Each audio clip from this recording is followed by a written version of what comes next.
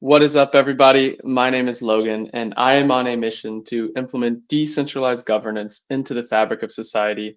And I'm excited to bring this video to you today. It's all about how my story and how I went from being a professional athlete to a blockchain entrepreneur. And this is not a path that is very common. And when you're learning about protocols and you're learning about different tokens and you're learning about, the people behind these different protocols, I think it's very important to understand their stories and understand who they are. So I really just want to put my story out there so everyone can understand the intentions behind what we're building and how we really want to drive adoption of decentralized systems and Cardano and dApps. So, my story begins when I was a young soccer player. I grew up playing at the highest level as you could play at the youth level. I traveled all over the world with the youth national team from, age 14, 15, under 16s. And then I actually ended up moving to Florida to play in the United States residency program where I was playing alongside the best players in the nation, people that are playing, in the Premier League now and the Serie A now. And I got to see what it took to become the best. I got to see these kids work day in and day out and work beside them.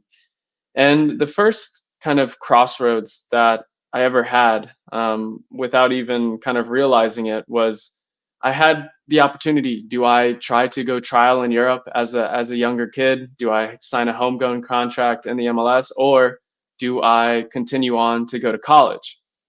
And my family always really valued education, and with the level of soccer I was playing, I was able to get scholarships at a lot of different schools. So I ended up choosing the college route.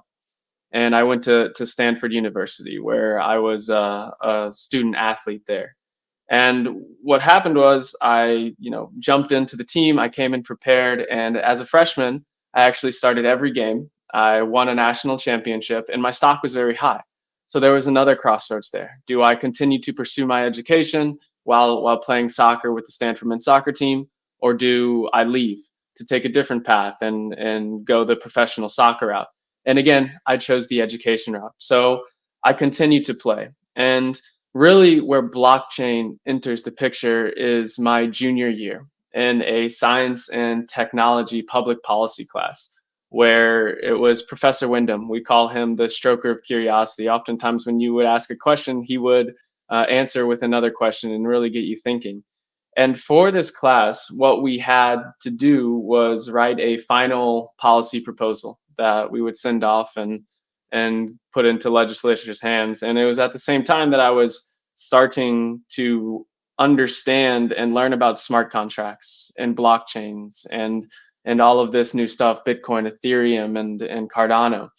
And I was became very fascinated with, okay, we can obviously see these flaws in these centralized systems where we have to trust these big tech monopolies, we have to trust the government, we can't just verify ourselves.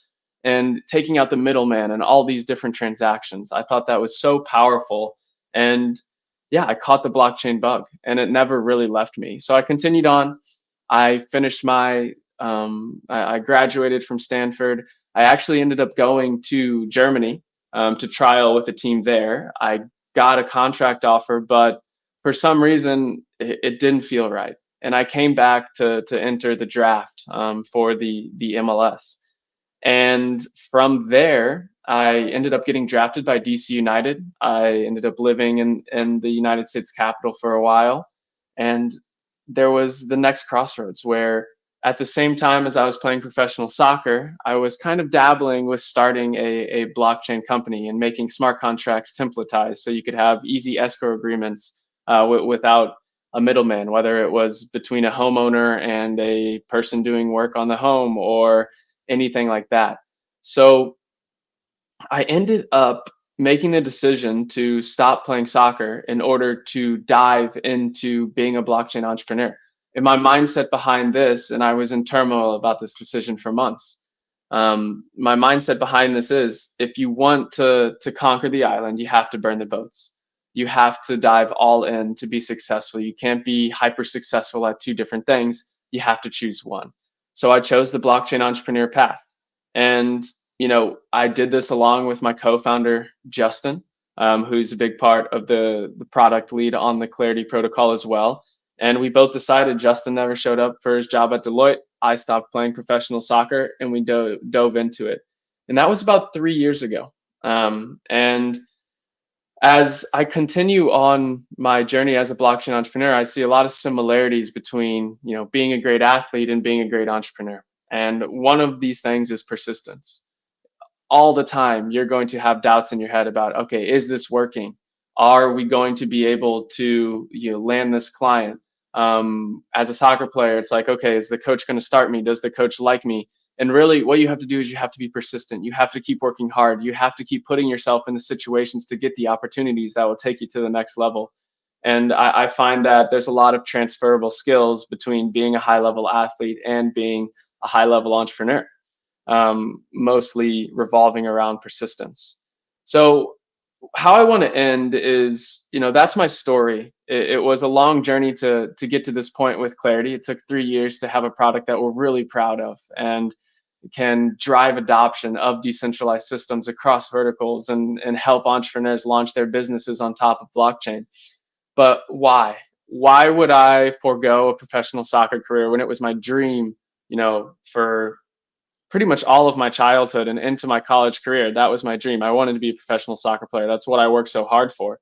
And it's because I see this big vision and I see this opportunity and I see this need in the world to create new systems, to create decentralized systems that instead of having to trust these big tech monopolies, instead of having to trust governments, you get to trust a decentralized database, a decentralized ledger where you can verify the information. You don't even have to trust anyone, and you can have self-sovereign identity, and you can, send assets to anywhere in the world without any restrictions. This is so powerful, and I truly believe the world will be built on decentralized systems. The world will be built on blockchain.